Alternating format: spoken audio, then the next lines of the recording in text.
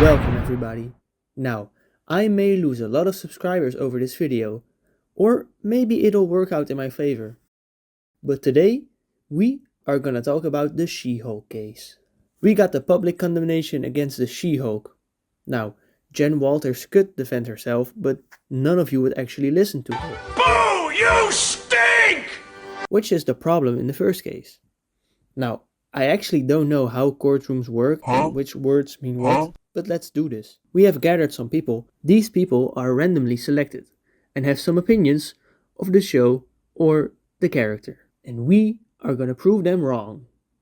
Because the She-Hulk doesn't deserve all the hate. I hope that in the end, the public can decide or look differently on She-Hulk as a show and as a character.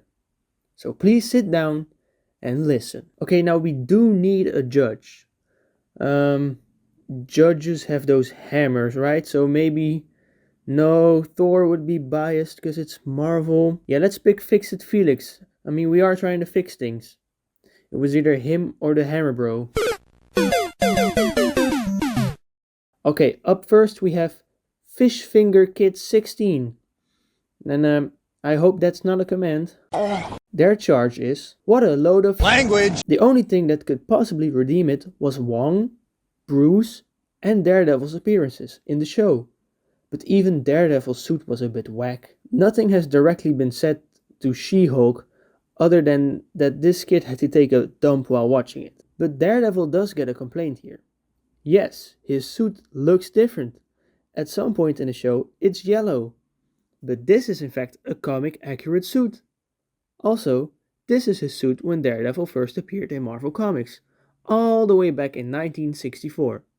And I don't think Luke Jacobson would be happy with you calling it a bit whack.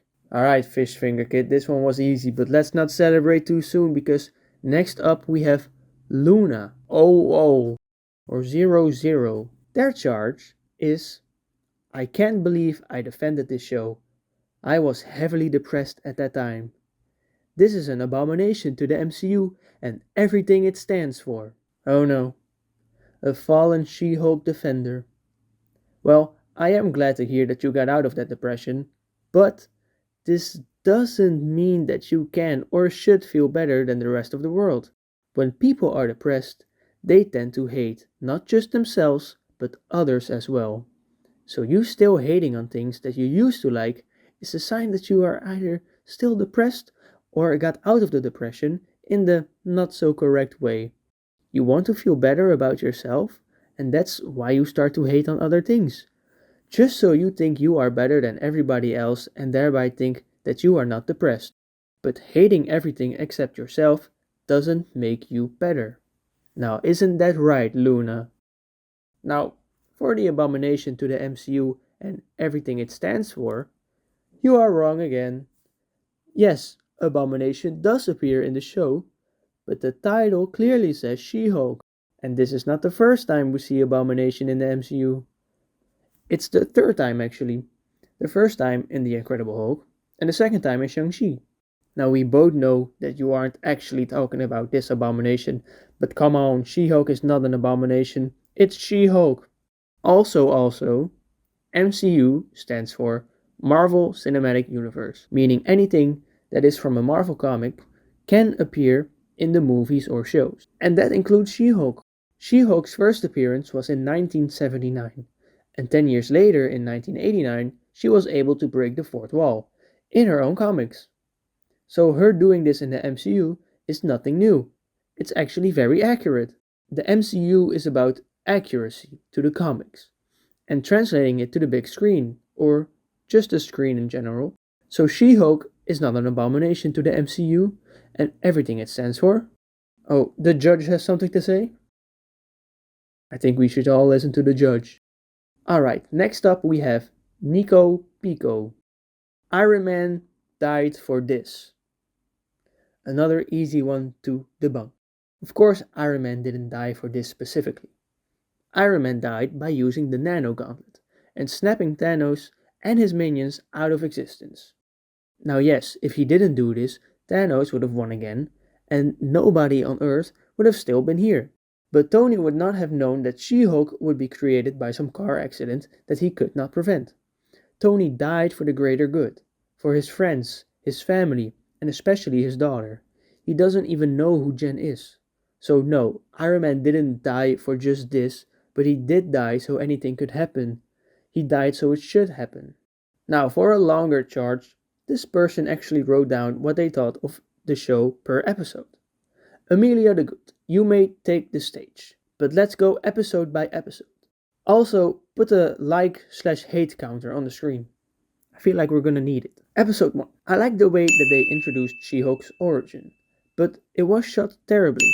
I wish I could Hulk out because some guy was being a jerk. The training montage is kind of awesome. I love how we're getting some Tony and Bruce crumbs. I hate the way that Jen fights. How did you want them to shoot it? It's a car crash, so I'm curious what you have in mind when you expect to see a car crash. Was the guy being a jerk to you? Seems like the show has no effect on that, but okay. Kind of awesome is still better than okay, so I'll take it. So, you like the little story details. Let's remember that. Okay, tell us what is wrong with her fighting. She is strong. What do you expect her to do? Let's just see episode 2. I hate how they're basically turning Jen into a celebrity rather than a superhero. I'm glad that Jen got fired, to be honest. I hate how She-Hulk is animated. Well, she hasn't saved anybody per se, only got rid of Titania, but no Avengers level threat. And I'm sure every superhero in the MCU is a celebrity at the same time. Look at the scene from Endgame. Are you mad that the Hulk has fans?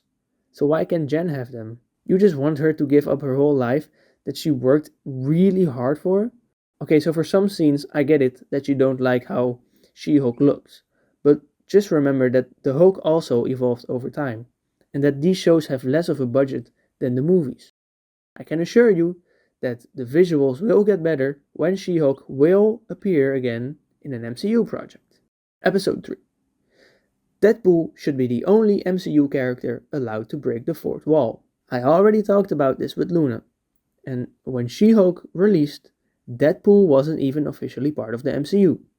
So, I guess she should be the first. Episode 4. I like Wong's business cards. Okay, well, at least you like something. Episode 5.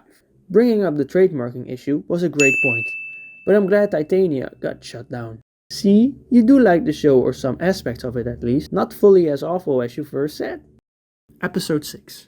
I hate how Jen's friends essentially treated her like a maid during the wedding. I know Jen said that she hated love, but I don't really think she does. It took me 6 episodes to realize that the woman from Hamilton is in this show. I don't think they treated her like a maid, it's just something that you would and should do for your friends or family when they get married. And yes, the actress who plays Mallory Book is also in Hamilton. Episode 7. I'm glad that Jen is happy dating Josh. She deserves a win. It kind of sucks that he left her on red basically. Yeah, so it's kind of you to say that she deserves a win, but let's not talk about Josh. Episode 8. They finally brought Daredevil back. I hate how they handled the case in this episode. The gala scene felt very rushed and kind of pointless. The gala scene was there so all the people that Jen knows are in the same room as her. At the gala, the hackers show a very personal video of Jen, which is even more effective because all these people that she knows and also works with are here. Episode 9. I don't think I've ever hated a Marvel project more than the introduction of this episode. This is the worst finale for a TV series ever. I've never been more upset. Overall, this is the worst TV show I've ever watched. I hated everything that had to do with Jen, including the terrible visual effects. Wait, this is a turn. You seem to like it so far, and then at the end it's just poof, gone? Did Amelia the Good just turn into Amelia the Evil? And just because one effect isn't as good as the rest doesn't mean that there is bad VFX in the show. Most of the VFX you don't even recognize are there because you believe them to be real. Look, of course, it's your opinion, but you seem to be okay with the show while watching it. But then the end is something you couldn't get behind, and you give it half a star? I think we both know it doesn't deserve that. Please reconsider. Alright, we got 2 more people. Let's get Matt Lambert up next. What do you have to say? My buddy pointed this out and he's totally correct. This show has episodes that are half an hour long.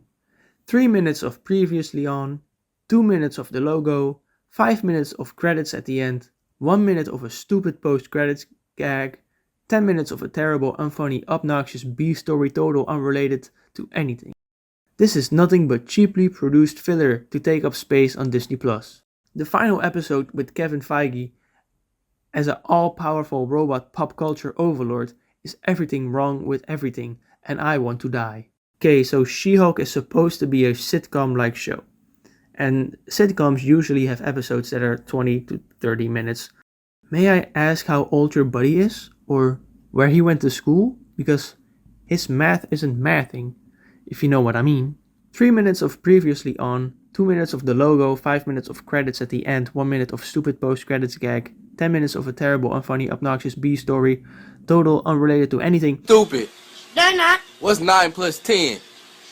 21. You stupid. I don't know where you get your clocks from, but mine all say that half an hour is 30 minutes. And how is it unrelated to anything when the show is just being its own show? It's not Endgame 2, it's She-Hulk. So it's about She-Hulk. Okay, so it's Kevin Feige and not Feige.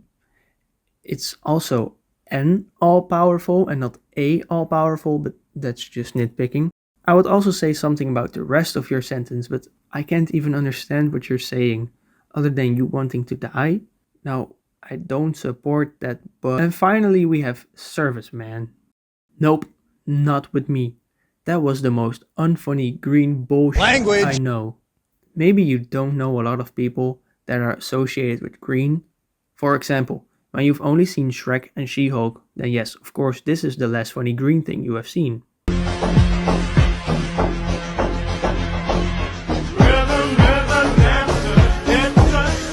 But let me introduce you to Green Lantern.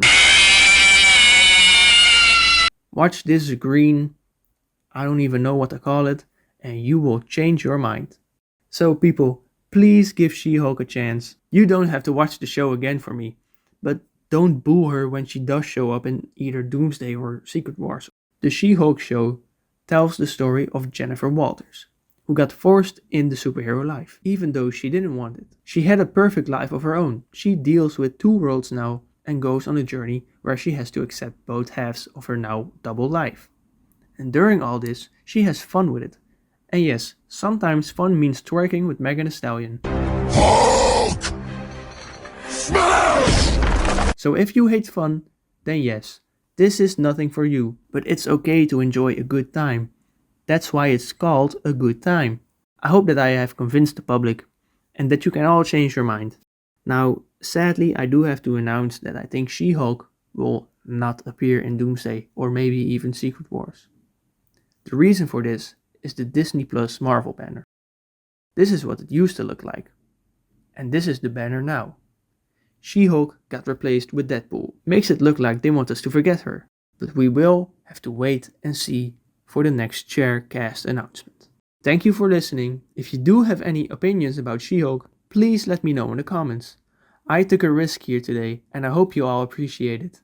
I will see you all next time, maybe in another courtroom or maybe just in my purple void of popcorn. Goodbye.